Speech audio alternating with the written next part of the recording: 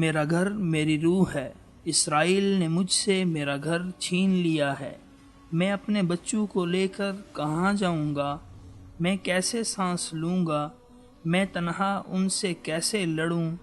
آج میں اس قدر کمزور ہو گیا کہ میں اپنی روح کو بچانے کے لیے بس فریاد کر رہا ہوں۔ یہ الفاظ ایک 50 سالہ مظلوم فلسطینی مسلمان کے ہیں جس نے اپنے آبائی گھر پر صہیونی غاصبوں کے قبضے کے خلاف ایک ویڈیو پیغام کے ذریعے دہائی دی ہے۔ المیہ یہ ہے کہ امت مسلمہ پچھلے 70 سال سے فلسطین کے مظلوم مسلمانوں کے لیے کچھ نہ کر سکی۔ 1946 میں بحر احمر سے لے کر شمال میں بحر متوسط تک ساری پٹی اور مصر سے لے کر اردن اور شام کی حدود تک سارا علاقہ فلسطینی مسلمانوں کے پاس تھا۔ یہودی شمال تک محدود تھے، جبکہ اس وقت مسلمان جس فلسطین تک محدود ہیں وہ صرف غزہ کی چھوٹی سی پٹی ہے اور دریائے اردن کے مغربی ساحل جس کا رقبہ 5655 کلومیٹر پر مشتمل ہے، اور اس میں سے بھی صرف 18% زمین فلسطینی مسلمانوں کے پاس ہے۔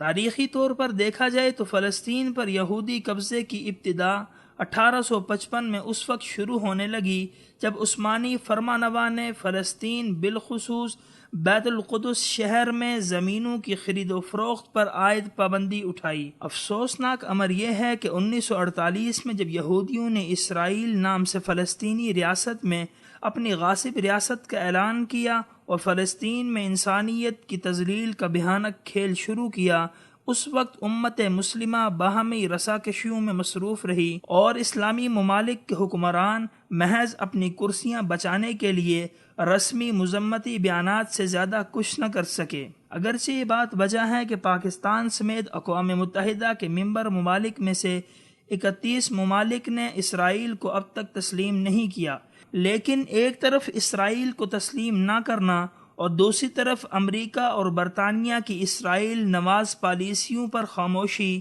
سے یقیناً اسرائیل کو تسلیم نہ کرنے والے ممالک کی اصلی حقیقت بخوبی واضح ہو جاتی ہے۔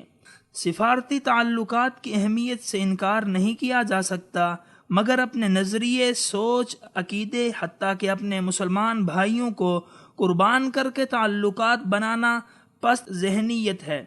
اسرائیل کو دی جانے والی 38 بلین ڈالرز کی حالیہ امریکی امداد پر OIC جیسی اسلامی ممالک نمائندہ تنظیموں کی خاموشی بھی مجرمانہ ہے، جس سے اسرائیلی جارحیت کو مزید پھیلنے کا موقع مل رہا ہے۔ عالم اسلام کی مشترکہ بے حسی اور غفلت ہی کا نتیجہ ہے کہ 2 ماہ پہلے انٹرنیٹ کی دنیا کے معروف سرچ انجن گوگل نے فلسطین کو دنیا کے نقشے سے غائب کر کے سارے علاقے پر اسرائیل کی حکومت ظاہر کر دی ہے۔ اسی طرح چند دن پہلے سماجی رابطوں کی مشہور ویب سائٹ فیس بک سے اسرائیل نے ایک معاہدہ کیا جس میں بذات خود اسرائیلی وزیر داخلہ اور وزیر انصاف نے فیس بک انتظامیہ سے میٹنگ کی اور اسے اس بات پر مجبور کیا کہ فیس بک پر اسرائیل کے خلاف کسی قسم کا بھی کوئی مواد اپلوڈ کیا جائے یا فلسطین کی حمایت میں کوئی بھی شخص کسی قسم کا ڈیٹا اپلوڈ کرے تو اسے فوراً ڈیلیٹ کر دیا جائے، جس کے جواب میں فیس بک انتظامیہ نے اسرائیل کو مکمل تعاون کا یقین دلایا ہے۔ مذکورہ بالا واقعات سے بخوبی اندازہ لگایا جا سکتا ہے کہ عالم اسلام کس قدر بے حسی اور غفلت کا شکار ہے۔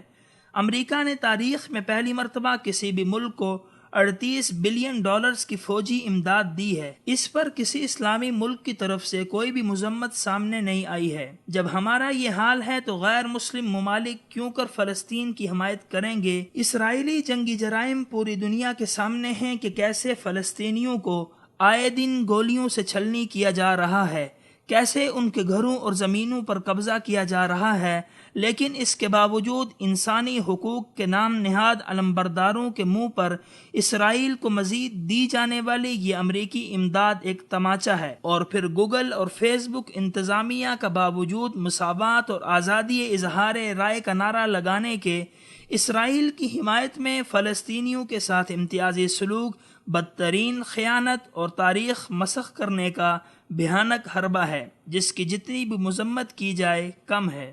دوسری طرف اگر دیکھا جائے تو فلسطین یعنی قبلہ اول کی حفاظت امت مسلمہ کی مشترکہ ذمہ داری ہے۔ اسی لیے عمر بن خطاب رضی اللہ تعالی عنہ سے لے کر صلاح الدین ایوبی تک مسلمانوں نے مل کر القدس شہر کی حفاظت کے لیے جان کی بازی لگائی تھی۔ آج اگر 70 سال میں ہمارے سامنے فلسطین کے اکثر حصے پر یہودیوں نے قبضہ کر لیا تو شاید کل تک اسرائیل کی حدود حرمین شریفین تک وسیع ہو جائیں، جو اسرائیل سے صرف 1500 کلومیٹر کے فاصلے پر واقع ہیں۔ یاد رہے کہ اسرائیل کا یہ ہدف شام، عراق اور یمن کے راستے پھیلایا جا رہا ہے۔ اس لیے بروقت جاگنا امت مسلمہ کی ذمہ داری ہے۔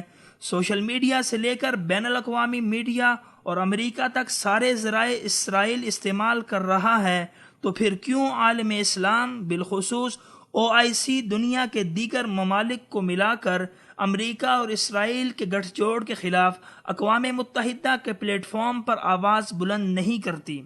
بحیثیت مسلمان یہ ہر ایک کا فرض بنتا ہے کہ وہ فلسطینی مسلمانوں اور قبلہ اول کی حفاظت و مدد کریں اور ان پر کیے جانے والے مظالم دنیا کے سامنے آشکار کریں۔